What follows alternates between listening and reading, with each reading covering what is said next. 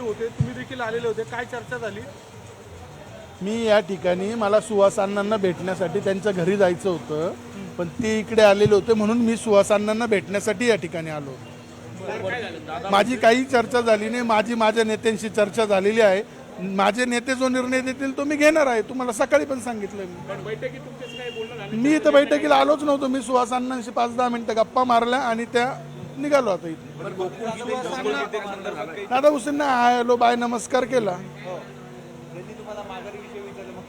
नाही, त्यांना मी सांगितलं ना माझ्या नेत्यांचा मला निरोप येणार आहे, आला की मी लगेच माघार देतो. 1 पर्यंत निरोप येणार होता, आता येईन 15-20 मिनिटात येतोय आणि मी पण पोहोचणार आहे कलेक्टर ऑफिसला 2 वाजेपर्यंत, देणार माघार. त्याचा माझा काही संपर्क नाही आणि चर्चा पण नाही. गिरीश महाजनांनी जळगावला म्हटलंय की ते पण माघार घेतील. तो त्यांच्या संपर्कात असेल, माझ्या संपर्कात नाही. त्याचं मी काहीच सांगू शकत नाही. त्याने जर गिरीश भाऊंना कमिटमेंट केलेली असेल तर तो त्यावेळेत कलेक्टर ऑफिसला येईल. नाही नाही नाही नाही आता तुम्ही बघताय माझी मिसेस पण माझ्यासोबत आहे. आम्ही दोघंही त्याला कॉन्टॅक्ट करण्याचा प्रयत्न करतोय. आमची कुठे भेट नाही होत.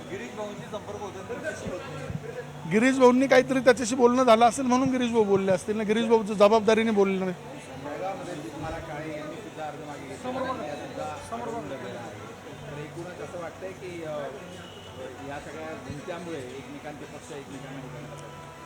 त्याच्याबद्दल मला काही कल्पना नाही, पण मला इथं पार्टीने क्लिअर सांगितलंय गणेश आपली युती आहे, आपल्याला युती धर्म पाळायचा आहे आणि त्याप्रमाणे मी युती धर्म पाळणार पण आहे.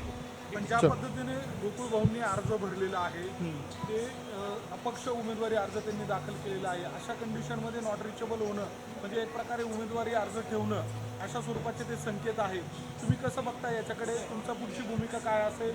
या सगळ्या काळामध्ये भावाला मदत करणार की युती धर्म? मी युती धर्माबरोबर राहील. सकाळी सांगितलं, परतही सांगतो, मी युती बरोबरच काम करेल. ओके. येस.